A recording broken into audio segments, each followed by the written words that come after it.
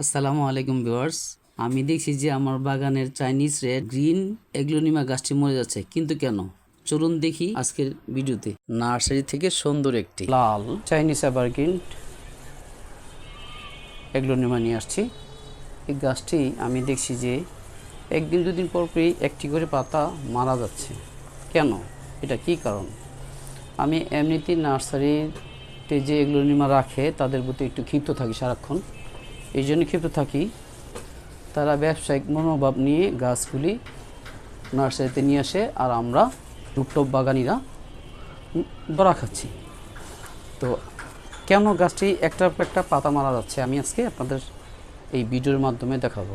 ঘটনা রাখি, বাতাস যাতে গোড়াটি না নড়ে যায় তার জন্য আমি দেখেন এই যে দুটি খুঁটি রেখেছিলাম, লোহার খুঁটি। তারপরেও দেখছি যে একটি করে পাতা দুই দিন পর পরই মারা যাচ্ছে, পচে যাচ্ছে, শুকিয়ে যাচ্ছে। তাহলে আমি দেখব তারা এখানে কী উপাদান দিয়ে গাছটি লাগিয়েছিল বা কেন মারা যাচ্ছে। দেখুন, টপটি আমি আলাদা করছি।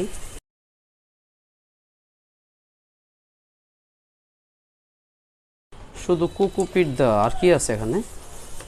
কি আছে? জৈব আছে কি না জানি না, তো জৈব তো দেওয়া যাবে না। হৃষ্টপুষ্ট হবে তখন হয়তো দেওয়া যেতে পারে জৈব সার বা অন্যান্য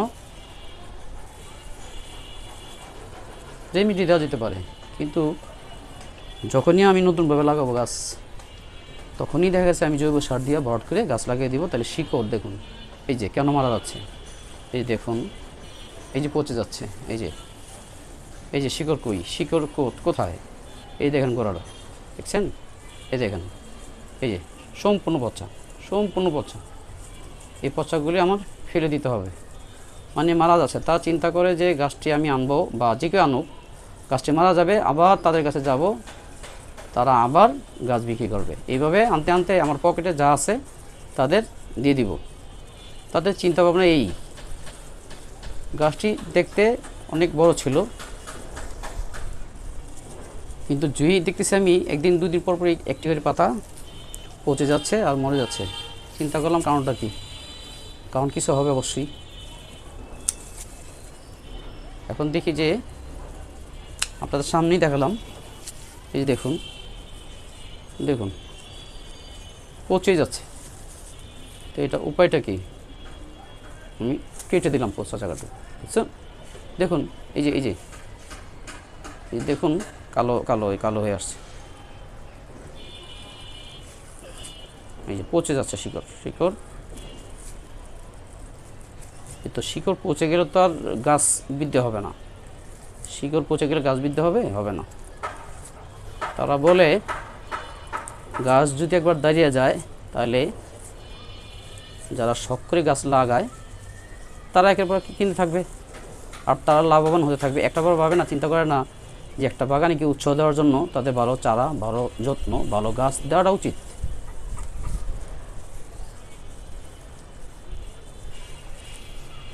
দেখি চেষ্টা করে আমি রেমেডি তৈরি করেছি। আমি সচরাচর যে রেমেডি দিয়ে থাকি আমার চ্যানেলে আছে, সেই রেমেডি দিয়ে আমি লাগাবো। দেখুন, এখন আমি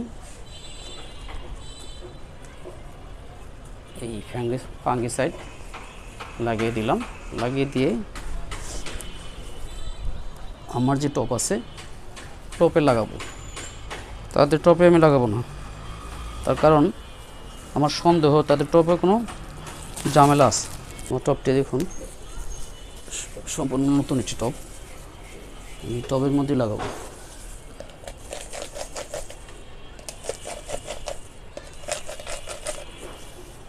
তারা যাতে আমি আবার তাদের আবার সেই বাগানে যাই আর একটা আবার 900 টাকা 1000 টাকা দিয়ে গাছ কিনে নিয়ে আসি, এই চিন্তা ভাবনা।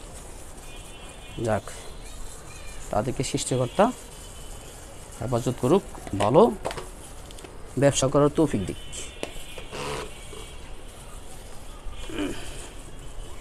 এখন আমি এখানে লাগিয়ে দিব।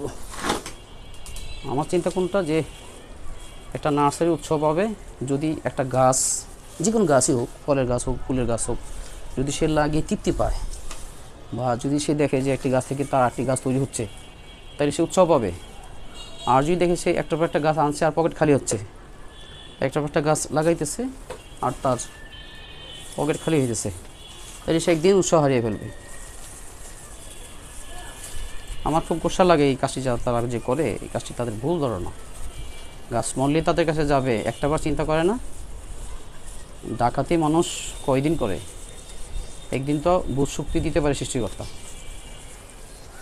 ঠিক আছে, দেখি কয়দিন পর তাদের বুঝ দেয়। আমি নার্সারি থেকে আনার পরে দেখছি যে গাছটি আমার একটি করে পাতা 2 দিন 3 দিন পরে মরে যাচ্ছে। গাছটি বিশাল আকার কিনেছিলাম, কিন্তু মরতে মরতে এখন কয়েকটা পাতা আছে, হ্যাঁ 5-6টা পাতা আছে। আমি 4-5টা পাতা মোট কেটে দিয়েছিলাম আজকে পর্যন্ত, আজকে 2টি, আরও 3টি আগে কাটছে। যাক, দেখালাম আপনাদের। পচে গেলে শিকড় গজাবে না, গাছ আস্তে আস্তে মারা যাবে। আমি এই বিষয়টি আপনাদেরকে সতর্ক করলাম। নার্সারি থেকে কেনার জন্য, যেখান থেকে কিনেন, খেয়াল রাখবেন রেমিডি যাতে সঠিক মতো হয়। গাছ পচে গেলে গাছ হবে না, উৎসাহ হারাবেন। আজকে এই পর্যন্তই। আমার চ্যানেলটা ভালো লাগলে দয়া করে সাবস্ক্রাইব করে দেবেন। আল্লাহ হাফিজ।